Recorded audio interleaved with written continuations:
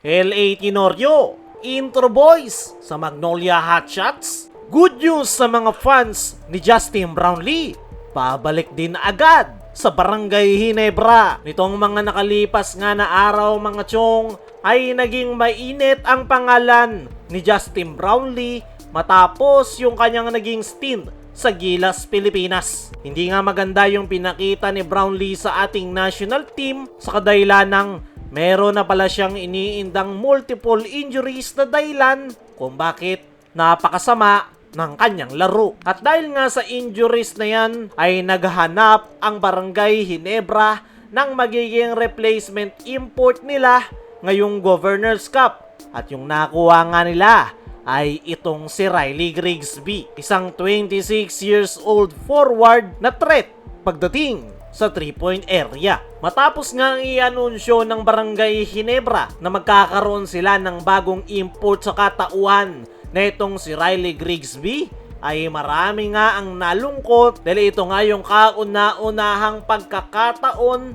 na papalitan si Justin Brownlee as an import ng Barangay Ginebra. Hindi ito gaya ng dati na hindi nakapaglaro si Justin Brownlee dahil ang dahilan nga noon ay ang suspension sa kanya ng FIBA. Ibang-iba yung sitwasyon ngayon which is dahil sa injuries. Kaya naman, marami tuloy ang napaisip na baka talagang papalitan na daw si Justin Brownlee dahil nagiging injury prone na. Pero ang magandang balita nga mga chong ay magbabalik pa sa Barangay Ginebra si Justin Brownlee. At hindi pa dyan nagtatapos ang magandang balita dahil expected na by 4 weeks ay makapaglalaro na si Justin Brownlee sa kanyang kupunan na Barangay Ginebra. Mismong si Coach Tim Cone ang nagbanggit niyan sa kanyang naging latest interview na pansamantalang import lang si Riley Grigsby at once nga raw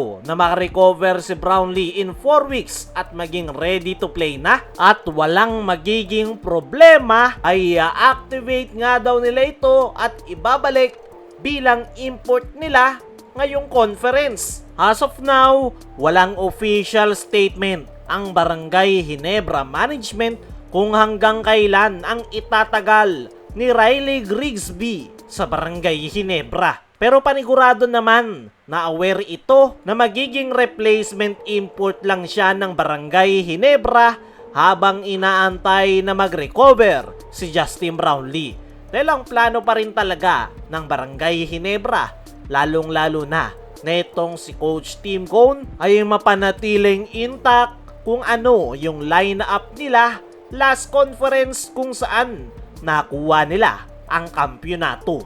Subok na yung line-up na yan ng Barangay Ginebra with Justin Brownlee kung saan malalaking imports pa yung kanilang nakalaban. Pero napatunayan nga nila na kayang-kaya nilang sumabay. At yung lineup nga na yan ng Barangay Ginebra with Justin Brownlee ang gusto ni Coach Tim Cone ngayong Governors Cup.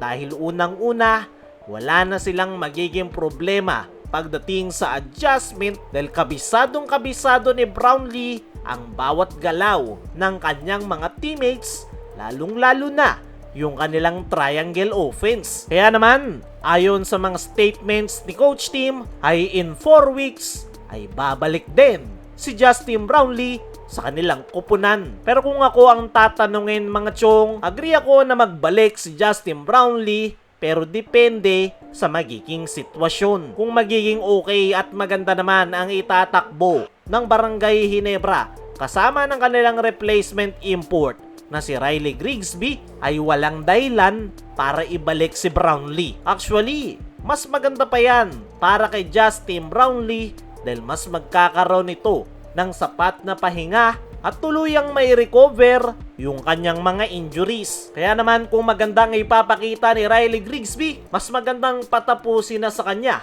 ang Governors Cup. Pero kung hindi maganda yung kanyang ipapakita at magkakaproblema ang Ginebra, ay dapat lang ibalik si Justin Brownlee. Kaya mga chong, ano ang masasabi nyo sa magandang balita patungkol kay Brownlee?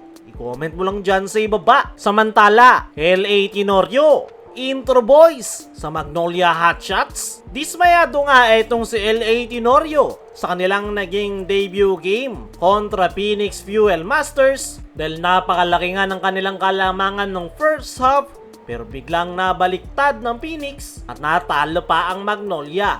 Kaya naman, dismayado etong si LA Tenorio sa kanyang kupunan dahil nagkakanya-kanya nga raw yung kanyang mga players. Yan talaga yung problema ng Magnolia. Maganda yung simula, biglang nagko-collapse sa dulo. Kaya naman, mukhang masasama si LA Tenorio sa intro boys na Magnolia Hotshots. Kaya mga chong, ano ang masasabi nyo na intro boys si LA Tenorio sa Magnolia? Ano rin yung masasabi nyo sa magandang balita patungkol kay Justin Brownlee?